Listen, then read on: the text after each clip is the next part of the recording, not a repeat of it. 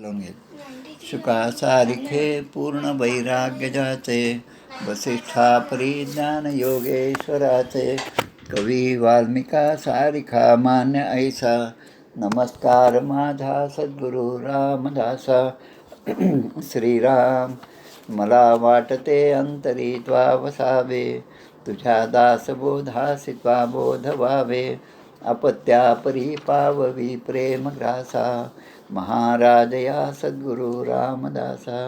श्रीराम अलंकापुरी पुण्यभूमी पवित्र, जिथे नांदतो ज्ञान राजा सुपात्र.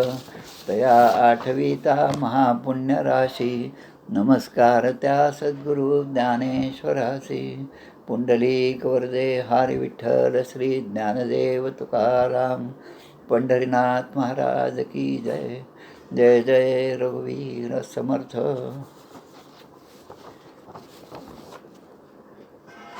आज जे आहे आपल्याला आता ओवी क्रमांक 52वर आपण आलात. 65पैकी 52. 52ची ओवी अशी आहे की तैसी उपजता गोष्टी, न फुटता दृष्टी, मी तू वीण भेटी माझी तुझी. आणि 53 आहे, आता मी तू या उपाधी ग्रासून भेटी नुसधी, ते भोगिली अनुवादी घोळ घोळू. म्हणजे ज्ञानदेव आणि चांगदेव यांची भेट कशा प्रकारची आहे हे आपण पाहत आहोत. आणि अपेक्षा अशी आहे की आपली पण जेव्हा कोणाची पण भेट होती, ती भेटसुद्धा अशा स्तरावर झाली, म्हणजे अशा विचाराने की अशा बॅकग्राऊंडवर आपण तशी भेट घेतली, तर या चांगदेव पासष्टीचा आनंदाचा अनुभव जो आहे तो आपल्यालासुद्धा येऊ शकतो. आणि त्यामुळे चांगदेव आणि ज्ञानदेव या दोन्ही देवांच्या या भेटीतून, सिद्ध भेट त्याला म्हणलेलं आहे, त्या भेटीतून आपल्याला हे एक कुतूहल निर्माण झालं की बा त्यांची जर अशी भेट झाली असेल की ज्या ठिकाणी भेट न होताही आनंद मिळत आहे, मग आपल्याला हा आनंद का मिळू नये. आता वर्षभरामध्ये आपण सज्जनगडावर गेलो नाही, याची रुखरुख आपल्याला प्रत्येकाच्या मनामध्ये आहे. आता सज्जनगडावर जेव्हा आपण जातो, तिथे भेट घेतो समर्थांची, तेव्हा समर्थांची आणि आपली भेट ही कोणत्या स्तरावर होती हे आपण तपासायला पाहिजे. त्याचा अर्थ असा की या ठिकाणी ज्या 3 गोष्टी दिल्या की ही भेट जी आहे परस्परांची, ही भेट 3 प्रकारे होती. एक मनाने होती, एक बुद्धीने होती आणि एक शरीराने होती. शरीराने भेट म्हणजे प्रत्यक्ष जाणून. आता आपण ते जाऊ शकत नाही त्या ठिकाणी. त्याच्यानंतर मनाने भेट म्हणजे मनाने मी या ठिकाणी बसूनसुद्धा विचार करू शकतो की आता आपण सज्जनगडावर पोचलो आहोत, आता आपण त्या पायऱ्या चढत आहोत. पायऱ्या चढताना गोमातेचं मंदिर लागतं आहे, पुढे गेल्यानंतर रामघळीचा तो कोपरा येतो, तिथून पुढे गेल्यानंतर आपण आता गडवर चढत आहोत. पहिला दरवाजा झाला, दुसरा दरवाजा झाला, असं करत करत जेव्हा आपण समाधीपर्यंत पोचतो, म्हणजे या ठिकाणी बसूनच, म्हणजे आता आपण केलं काहीच नाही, फक्त विचाराने आपण तिथपर्यंत गेलो, मनाने आपण त्या ठिकाणी गेलो आणि मग समर्थांच्या समोर आपण हात जोडले. इथपर्यंत ही जी भेट आहे ती मनाने झालेली भेट आहे, शरीराने नाही, पण मनाने झालेली भेट आहे. आता बुद्धी पण असेच की आपण म्हणजे बुद्धीने विचार केला, तर्क केला, तर ही भेट आपली कशी होती, जर आपण मागे गेलो तेव्हा भेट कशी होती, आताची भेट आपली जेव्हा होणार आहे तेव्हा आपल्या मनातली स्थिती कशी आहे, असा विचार करून आपण या सगळ्या ग्रंथांच्या वाचनाने प्रगल्भता आपल्या ठिकाणी आली की नाही हे तपासत जाणं. आणि ज्या क्षणी आपल्याला असं वाटेल की तिथे जाऊन जो आनंद आहे तोच आनंद मला इथे पण मिळत आहे, त्यांच्या सगळ्या शिकवणुकीतून जे सार मला शिकायचं आहे ते सार जर माझ्या लक्षात आलं, तर मग आपली भेट हो की न हो, मला तो आनंद तसाच माझ्या ठिकाणी मी प्राप्त करू शकतो. आणि त्याला खऱ्या अर्थाने सिद्ध भेट असं म्हणलेलं आहे. मागे आपण एक पाहिलं की ह्या शरीराला, मनाला, बुद्धीला, कल्पनेला भेटत नाही, म्हणजे निसंकल्प अशा अवस्थेमध्ये ही या दोघांची भेट आहे. आता नाशिवंत उपाधी सोडून ही भेट आहे. नाशिवंत उपाधी म्हणजे शरीराची, मनाची, बुद्धीची, विचारांची, ते सगळं सोडून म्हणजे त्या चौकटीच्या बाहेर जाऊन आपली भेट होणार आहे. आणि ही भेट खऱ्या अर्थाने आत्म्याशी आहे. म्हणजे सगळ्या उपाधी ज्या आहे त्या उपाधी एकदा टाकून दिल्या, समर्थ त्यासाठीच म्हणतात, उपाधी देहे बुद्धी ते वाढविते, परी सज्जना केवी बाधू शकेते. म्हणजे शरीर, मन आणि बुद्धी ह्यासुद्धा आपल्या आत्म्यावर लादलेल्या उपाधी आहेत. आता या उपाधी सोडून म्हणजे याच्या चौकटीत याच्या काय म्हणतात त्याला लिमिटेशन्सच्या बाहेर जाऊन आपली भेट होणं म्हणजे ती आत्म्याची भेट आहे. आता पुढे ते सांगतात की तैसी उपजता गोष्टी न फुटता दृष्टी मी तू पण वीण भेटी तुझी माझी अशी आपली भेट आहे. तर या भेटीमध्ये जसं आपण लौकिकाच्या दृष्टीने पाहिलं की आपण जसं कोणाची भेट होती तेव्हा आपण भेटल्यानंतर फार मित्र असतील तर हातात हात घेऊ. आता कोरोनामुळे तेही बंद झालं. फार जवळ बसलं तरी असं वाटतं की कशामुळे त्या कोरोनाच्या ह्याच्यामध्ये त्यापेक्षा आता थोडंसं अंतर ठेवून भेटू. तरी ती भेट झाली तरी आनंद होतो. आणि बोलणं सुद्धा आहे, भजन पूजन आहे, ध्यान आहे, हे सगळं आपण जे काही करतो तेव्हा ही गोष्ट लक्षात घेतली पाहिजे की एकमेवाद्वितीय जरी असलो तरी ती भेट आपली अखंड आहे. पण म्हणून या चांगदेव 65मधले 2 भाग लक्षात आले पाहिजे आपल्या की ओवी क्रमांक 1 ते 36 म्हणजे तत्पदाचा अर्थ आहे. तत्पदार्थ वाच्यार्थ आणि लक्षार्थ सांगितला आहे. तत् म्हणजे ते परब्रह्म कसं आहे, त्याचं स्वरूप काय, त्याची ओळख कशी आहे आणि त्याला आपण कसं जाणायचं हे सगळं 36 ओव्यांपर्यंत सांगितलेलं आहे. आता 37व्या ओवीपासून त्वम पदाची व्याख्या केलेली आहे. त्वम तत् आणि त्वम म्हणजे आपण आता आपल्याबद्दल आपला संदर्भ आला आणि मग शेवटी महावाक्याचंच विवरण हे या ठिकाणी आहे. तत्त्वम असे तेच ब्रह्म तू आहेस. आणि हे एकदा लक्षात आलं की मग चांगदेव 65मधले चांगदेव आणि ज्ञानदेव यांची जी भेट आहे सिद्ध भेट तशीच आपली पण सिद्ध भेट होत जाईल अशा प्रकारे आपल्याला त्याने आश्वासन दिलेलं आहे. आता भगवंताला आपण पाहतो तर आपण चर्मचक्षुने पाहतो, पण संत जे पाहतात ते त्या पलीकडे आध्यात्मिक दृष्टीने जे पाहतात आणि त्यांचं पाहणं असं आहे की पाहणं आणि न पाहणं दोन्हीमध्ये त्यात आनंदच आहे. आता आध्यात्मिक जे आहे त्याच्यामध्ये आपण काय करू शकतो की भगवंताचं गुणगान गाऊ शकतो, नामसंकीर्तन करू शकतो. आणि हे करण्यासाठी आपल्याला अनेक संतांनी अनेक दाखले दिलेले आहेत. त्याचा उपयोग आपण जर केला तर किती चांगलं आपल्या म्हणजे भगवंताची भेट ही सिद्ध भेट आपली आहे हे सहज आपल्या लक्षात येतं. एक अभंग सांगतो आणि मग पुढे जाऊया. घेई घेई माझे वाचे गोड नाम विठोबाचे. आता वाणीनी 2 गोष्टी होतात वाणीने. एक तर आपण शब्द बोलतो आणि त्याच वाणीने त्याच जिभेने आपण चव पण चाखतो आणि त्यामधलं सुख जे आहे ते सुख विषयाचं आहे का भगवंताचं आहे हे तारतम्य हा विवेक आपण ठेवायचा. म्हणून घेई घेई माझे वाचे गोड नाम विठोबाचे म्हणजे जे बोलणं असेल ते भगवंताबद्दलच मी बोलेल. अन्यथा संसाराबद्दलचं माझं बोलणं इतकं आज 100% असेल तर ते 90% करण्याचा मी प्रयत्न करेल, 50% करण्याचा प्रयत्न करेल आणि असं होता होता लौकिकातलं बोलणं हळूहळू कमी होईल आणि जे बोलेल ते भगवंताविषयीच बोलेल. म्हणजे यालासुद्धा मौनच म्हणतात. म्हणजे तिथे बोलणं आहे पण विषय जो आहे तो विषय न होता तो भगवंत झालेला आहे. विषय तो आम्हा झाला नारायण. आणि म्हणून मनातेचे धावगेही राहे विठोबाचे पाही. आता मनसुद्धा माझं जे 25 ठिकाणी भरकटत असतं तर त्या प्रत्येक ठिकाणी ज्या ज्या स्थळी हे मन जाय माझे त्या त्या स्थळी हे निजरूप तुझे मी ठेवितो मस्तक ज्या ठिकाणी तेथे सद्गुरू तुझे पाय दोन्ही. म्हणजे अशा विचाराने माझं मन जिथे जाईल त्या ठिकाणी भगवंतच आहे हा भाव आपल्या मनामध्ये स्थिर झाला पाहिजे. आणि असं जेव्हा होईल तेव्हा ती अखंड भेट आहे.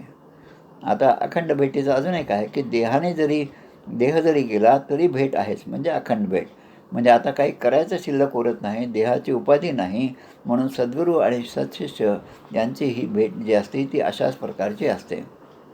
कारण शिष्य हा गुरुरूपामध्ये विलीन झालेला असतो, तो एकरूप झालेला असतो. श्री समर्थांली कल्याण स्वामी हे जसे देहाने 2 जरी असले तरी ते एकच होते हे आपल्याला त्यांच्या अस्थिरूपाने एकत्र जे आले त्यावरून आपल्या लक्षात येतं. तसेच गोंदवलेकर महाराज आणि त्यांचे शिष्य आनंदसागर महाराज यांचीसुद्धा कथा अशाच प्रकारची आहे. दोघांच्याही अस्थिचं विसर्जन शेवटी एकत्रपणे झालं होतं. दोघांच्या जाण्यामध्ये 5-6 वर्षाचा फरक आहे. गोंदवलेकर महाराजांनी सांगितलं होतं आनंदसागरांच्या अस्थी ज्या आहेत त्या हरद्यामध्ये ठेवा. मध्य प्रदेशमध्ये आज हरदा आहे, तिथे राम मंदिर आहे, त्या ठिकाणी त्या अस्थी होत्या. आणि महाराज असं म्हणतात की त्याचं विसर्जन आपण नंतर करू. आणि असं नंतर करू म्हणता म्हणता 1913मध्ये महाराजसुद्धा गेले आणि महाराजांच्या आणि आनंदसागर महाराजांच्या म्हणजे गुरु शिष्यांच्या अस्थिचं एकत्रितपणे विसर्जन झालं. म्हणजे हे चरित्र असताना कल्याणस्वामी आठवले पाहिजे. कल्याणस्वामींचं चरित्राच्या वेळेस हे चरित्र आठवलं पाहिजे. आणि हे केव्हा आठवलं आपल्याला, जेव्हा आपण त्याशी एकरूप होऊ तेव्हा. आणि म्हणून अस्थिरूपाने हे सगळे एकच झाले. म्हणून आता ते म्हणतात की आता मी तू या उपाधी ग्रासून भेटी नुसदी, ते भोगिली अनुवादी घोळ घोळू. या ठिकाणी घोळ घोळू शब्द फार महत्त्वाचा आहे. की आता जी आपली भेट होती ती मी तूपणाची उपाधी सोडून ग्रासून भेटी नुसदी, ती उपाधी सोडून नुसती भेट जी आहे ती खरी भेट आहे. आणि त्या भेटीचा आनंद काही वेगळाच आहे. म्हणजे शिष्य आपला पूर्ण झाला की सद्गुरूंना शिष्याला काही उपदेश करण्याची गरजच नसते. आणि म्हणून म्हणतात परीस आपण ऐसे करीना, सुवर्णे लोह पालटेना, उपदेश करी बहुत जना अंकित सद्गुरूंचा. समर्थांनी कल्याणानं अनुग्रह दिला. कल्याण स्वामींनी जगन्नाथ स्वामींना अनुग्रह दिला. जगन्नाथ स्वामींनी यादव स्वामींना अनुग्रह दिला. यादव स्वामींनी अच्युताश्रम स्वामींना अनुग्रह दिला. असं होत होत होत ही परंपरा, हे गुरु शिष्य नातं हे अविरतपणे एकानंतर एका पिढीनंतर दुसऱ्या पिढीपर्यंत असं सुरू आहे. म्हणून शिष्य आणि गुरुनाथू या दोहो शब्दांचा अर्थ श्री गुरुची परी होतू दोही ठाई. गुरु आणि शिष्यांचं नातं काय की तेच गुरु त्या शिष्याच्या ठिकाणी स्वतः त्यामध्ये विलीन होतात आणि तो शिष्य आपल्या सद्गुरूंचं काम जे आहे, कार्य जे आहे ते पुढे चालवत जातो.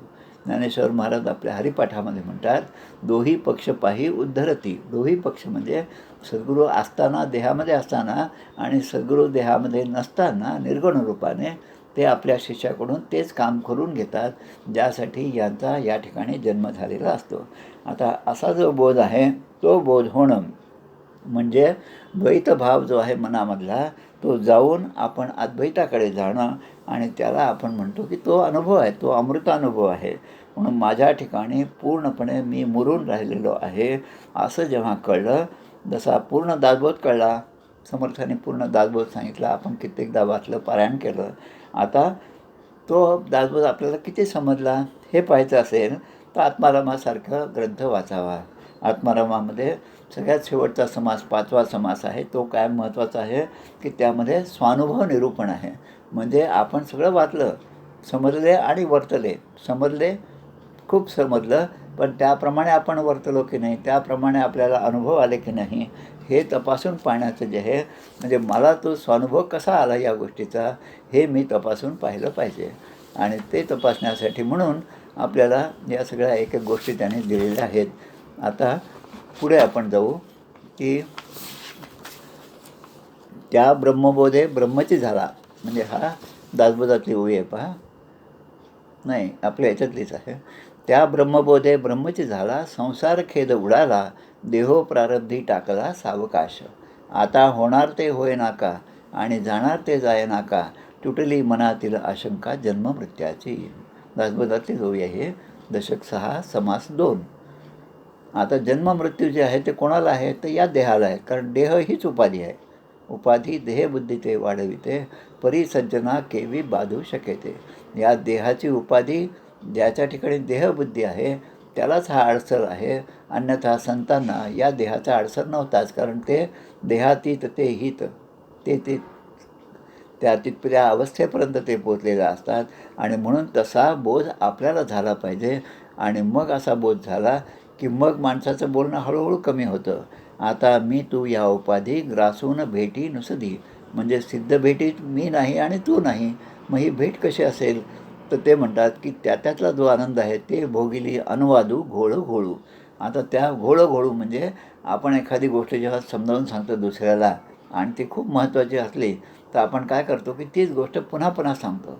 पुन्हा पुन्हा सांगण्यामध्ये अर्थ हा की त्या गोष्टीतला आनंद जो मला मिळाला तो दुसऱ्यालाही मिळावा आणि म्हणून ती गोष्ट त्याच्या मनामध्ये स्थिर राहावी, म्हणजे हृदयामध्ये ती बिंबावी. म्हणून आपण पुन्हा पुन्हा घोळू म्हणजे घोळून आपण पुन्हा तेच पुन्हा सांगतो. तसं आपण रंगून गेलेला या भगवंताच्या नामामध्ये असा दुसरा ऐकणारासुद्धा रंगून गेला पाहिजे. आणि म्हणून संत एकच तत्त्वज्ञान पुन्हा पुन्हा आपल्याला सांगतात. अनेक ग्रंथ जर आपण पाहिले तर त्यामध्ये सांगण्याचे जे मुख्य उद्देश आहे तो हाच आहे की त्या 4 महावाक्यांचं विवरण जे आहे, अर्थ जो आहे तो वेगवेगळ्या शब्दामध्ये वेगवेगळ्या उदाहरणाने त्याने सांगितलेला असतो. आता हे कसं घोळघोळ कसं तर सांगतात, अर्जुना अनंत सुखाच्या डोही एकसरा तळूची घेतला जीही मग स्थिरावून तेही तेची झाले. म्हणजे अर्जुना अनंत सुख म्हणजे खऱ्या अर्थाने सुख जे आहे परमेश्वराच्या भेटीचं सुख जे आहे ते जर पाहायला गेलं तर एकसरा तळूच घेतला जीही, म्हणजे त्यामध्ये जो तळापर्यंत जातो म्हणजे खूप खोलापर्यंत जातो, म्हणजे स्वतःला विरून घेतो.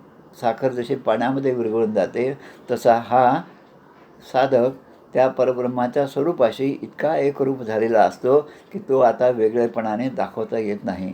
आणि मग स्थिरावून तेही तेची झाले, आणि मग तो तेच होतो. म्हणजे आपण आहोत ज्या अवस्थेमध्ये आहोत त्या अवस्थेपासून आपण सुरुवात करायची.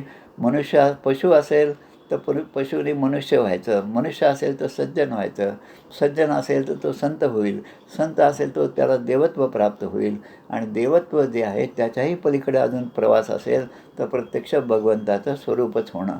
म्हणून संतांचा हात धरून त्यांच्या ओव्यांचा अभंगाचा किंवा त्यांच्या ग्रंथाचा हात धरून हळूहळू आपल्याला ही वाटचाल केली पाहिजे. त्यालाच म्हणतात भाष्यकाराचे वाट पुसतू. आणि समर्थ आपले सोप्या शब्दात सांगतात, वाट पुसल्या वेळ जाऊ नये, मार्गाधारे वर्तावे, विश्व हे मोहरे लावावे. आपण दुसरीकडे साधना पंचकमध्ये हे शिकलो आपण पुन्हा, वेदो नित्यमधीयताम तदिदितम कर्मस्वनुष्ठीयताम. वेदांचं अध्ययन रोज केलं पाहिजे आणि त्याप्रमाणे कर्मस्वनुष्ठीयताम, कर्माचं अनुष्ठान हे आपलं त्या दृष्टीने झालं पाहिजे. म्हणून याच मार्गाने जाऊन जे तुमच्या आमच्यासारखे दिसतात ते संत सत्पुरुष हे त्या ब्रह्मत्वाला पावलेले आहेत. आणि म्हणून त्यांचे फोटो आपण आज देवघरामध्ये ठेवतो, त्याचा समाधीचा उत्सव करतो. कोणी अभ्यास न करताच MA PhD झाला असं होतं का? असं होत नाही. एकदम शाळेत न जाणारा माणूस एकदम MA PhD झाला असं होत नाही कधी. आणि म्हणून त्याला त्यासाठी साधना करावी लागते, सततचा अभ्यास करावा लागतो. हे जसं आहे तसं परमेश्वर स्वरूपाशी एकरूप होण्यासाठी मला नित्याने साधना केली पाहिजे. सदा सर्वदा योग तुझा घडावा, सदा आणि सर्वदा. सदा सर्वदा म्हणजे प्रत्येक क्षणी, सदा म्हणजे नेहमीच तुझा योग झाला पाहिजे. आणि तुझा जेव्हा योग होईल तेव्हा इतर गोष्टी आपोआप माझ्या मनातल्या निघून जातील. आणि म्हणून आता जी ओवी येते आपली, ती ओवी अशी आहे की रुचतियाचे मिसे, रुचिते जेविजे जैसे, का दर्पण व्याजे दिसे देखते जेवी. म्हणजे चांगदेव पासष्टातली ही 54वी ओवी आहे. रुचतियाचे मिसे आणि रुचिते जेवी जैसे, का दर्पण व्याजे दिसे देखते जेवी. म्हणजे कसं आहे की दोघांची भेट झाली पण देह बुद्धी मन हे न येता भेट झाली, त्यात आनंद आहे. तशी भेट आपलीसुद्धा झाली पाहिजे. आता देहबुद्धी आणि मन यांच्या पातळीवर जी भेट होती, आपल्या लौकिकातली जी भेट आहे ती भेट क्षणिक आहे. एखाद्याला आपलं भेटल्यानंतर आपल्याला खूप आनंद होतो आणि तो आनंद त्या भेटीपुरताच असतो. आणि ती भेट होऊन 5-10 वर्ष झालं की फक्त एकच लक्षात राहतं की त्यांची माझी भेट झाली होती. आता त्यांचा फोटो जरी दाखवला तरी आपण ते ओळखू शकत नाही, कारण खूप दिवस झाले. म्हणून आता त्या भेटीच्या संदर्भात काही जरी असलं तरी आपल्याला बऱ्याच गोष्टी आठवत नाहीत, कारण ती भेट क्षणिक असते. पण या उपाधीला सोडून जी भेट आहे ती उपाधिरहित भेट आहे, निरुपाधिक अशी भेट आहे. म्हणून उपाधीला ग्रासले तर आपली भेट अखंडच आहे हे सांगतात ते. आणि म्हणून सदा सर्वदा रामसन्निध आहे, मना सज्जना सत्य शोधून पाहे, अखंडित भेटी रघुराजयोगू, मना सांडिरे मीपणाचा वियोगू. सदा सर्वदा रामसन्निध आहे म्हणजे साधनेमध्ये हा विश्वास असला पाहिजे, तो राम जो आहे तो नेहमी माझ्याबरोबर आहे, माझ्या मागे पुढे तोच आहे. आणि मना सज्जना सत्य शोधून पाहे, हे सत्य जे आहे ते तुम्ही या संसारामध्ये, हा संसार हे जे आपल्यासमोर दिसतं दृश्य जे आहे ते सगळं एका मोठ्या लॅबोरेटरीसारखं आहे. पण जे सत्य आहे ते सत्य या लॅबोरेटरीमध्ये आपल्याला शोधून पाहिलं पाहिजे, त्याचा प्रॅक्टिकल एक्सपिरियन्स घेतला पाहिजे. आणि जे संत सांगतात ते बरोबर आहे की नाही ते सुद्धा आपण तपासून पाहायला पाहिजे. ते संतांवर विश्वास नाही म्हणून नाही, पण मलासुद्धा तोच अनुभव आला हे अनुभवण्यासाठी म्हणून आपण ते शोधलं पाहिजे. आणि म्हणून आपण आता ह्या ज्या ओव्या आहेत त्या ओव्या फार महत्त्वाच्या आहेत. आत्मदर्शन परमेश्वराचं किंवा साक्षात्कार जे आहे त्याबद्दलच्या या ओव्या आहेत आणि म्हणून त्या पुन्हा पुन्हा घोळघोळू सांगितलेल्या आहेत. विषय कशाचा आहे? तर आत्मदर्शनाचा. आता यामध्ये शब्द काय? रुचती या चेनी मिसे रुचिते जेविजे जैसे. रुचती या म्हणजे रुचती म्हणजे कोण? की जो अन्नाचा स्वाद घेतो, जो जेवण करतो, तो जेवणारा मी, आणि जे जेवण मी करत आहे ते रुचित्य. एक रुचित आणि एक रुचित्य, एक जेवणारा आणि जे जेवत आहेत ते.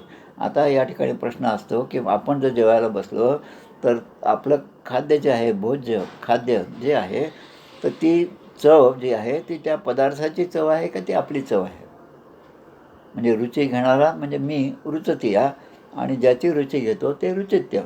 म्हणजे या पदार्थात चव आहे का खाणाऱ्याकडे चव आहे? आता आपण इतका विचार काही करत नाही. भूक लागली म्हणून बसलो, चांगलं वाटलं म्हणून जास्त खाल्लं, आणि काही आवडलं नाही म्हणून कमी खाल्लं. याच पातळीवर आपलं ते खाणं असतं. पण इथे आपल्याला ही अजून पुढची गोष्ट सांगतात की मला पदार्थाची जर चव माहीत असेल तर तो पदार्थ मला गोड लागेल, आणि पदार्थाची चवच मी अनुभवपूर्वी घेतला नसेल तर मला मी ते नकोच म्हणतो. लहान मुलं पहा, काही नवीन केलं की ते खाण्याच्या आधी नाही म्हणतात. त्याचा रंग पाहूनच म्हणतात नको मला आवडत नाही. पण एकदा त्यांनी चव घेतली आणि त्यांना आवडली की मग तेच आईला सांगतात की हे पुन्हा पुन्हा करत जा, मला खूप आवडलं. हे जसं आहे तर ती गोडी कशात आहे? त्या पदार्थामध्ये आहे का आपल्यामध्ये आहे? हे आपल्याला ज्ञानेश्वर महाराज स्पष्ट करून सांगतात की एक पदार्थ जो आहे, आता पेढे समजा, पेढ्याचा नैवेद्य आहे. सर्वसाधारणपणे सगळ्यांनाच पेढे आवडतात. तरी पण जगामध्ये असे काही माणसं असतात ते म्हणतात मला पेढे आवडतच नाही. आंबे सगळ्यांना आवडतात, पण तरी माणसं असतात मला आंबे अजिबात आवडत नाही. मग आता ही गोडी त्या आंब्यामध्ये आहे का तो आंब्याचा रस घेणाऱ्या त्या माणसामध्ये आहे? असा विचार आपण करूया. तर ही गोडी त्या आंब्यामध्ये नसून मी त्याचा आस्वाद घेतो म्हणजे ती गोडी माझ्यामध्ये आहे. पण ती गोडी त्याचा अनुभव घेण्यासाठी मला समोर काहीतरी लागतं, आणि म्हणून दुसऱ्याला गोड लागणार नाही. एकाला गोड लागतं, दुसऱ्याला लागणार नाही. म्हणजे पदार्थ एकच आहे, पण त्याची चव आणि गोडी ही आपल्यावर अवलंबून असते, असं ज्ञानेश्वर महाराज आपल्याला या ठिकाणी सांगतात. एक उदाहरण सांगतो. आपण एक मराठीमध्ये म्हण आहे पहा, गाढवाला गुळाची काय चव. म्हणजे त्या गुळातली गोडी जी आहे ती गोडीच जर माहीत नसेल तर ते आपण टाकून देतो. गूळ खाणार नाही आपण, गोडीच माहीत नसल्यामुळे. जसं की पारसमणी आहे आणि तो इतका महत्त्वाचा आहे, पण त्याची ओळखच नसेल तर माणूस आपलं ते घेईल आणि लगेच फेकून देईल.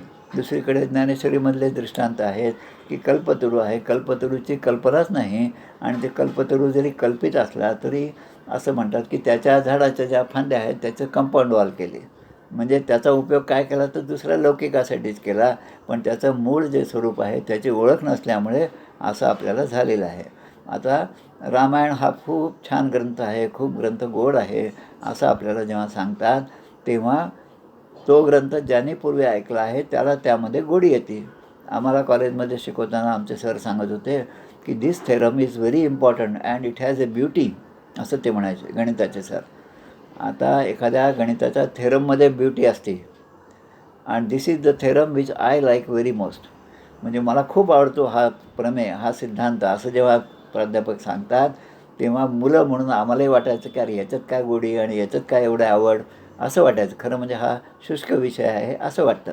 पण जेव्हा त्याच्यातलं आपण जास्त खोलापर्यंत जातो, त्याचं जसं जसं आपल्याला ज्ञान होत जातं तसं तसं त्यामध्ये गोडी आहे हे आपल्याला समजतं, आणि म्हणून ती गोडी त्या पदार्थाची नसून आपल्यामध्ये आहे.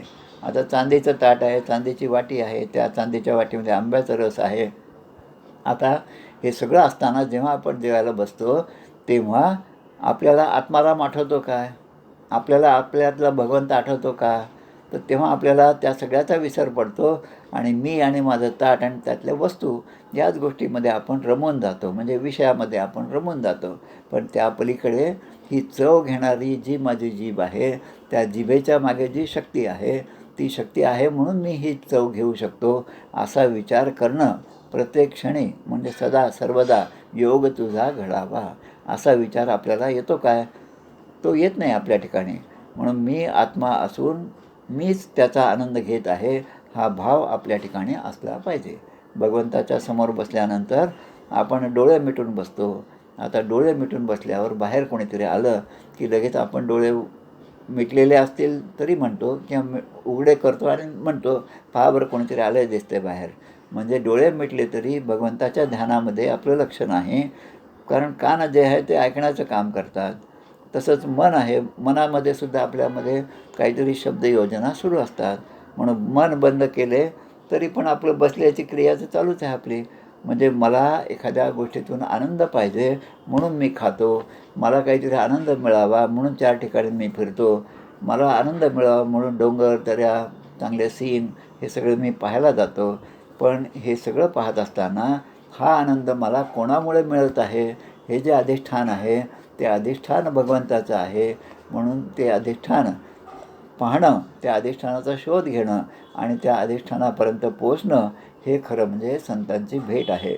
आता बोधिवृक्ष आहे.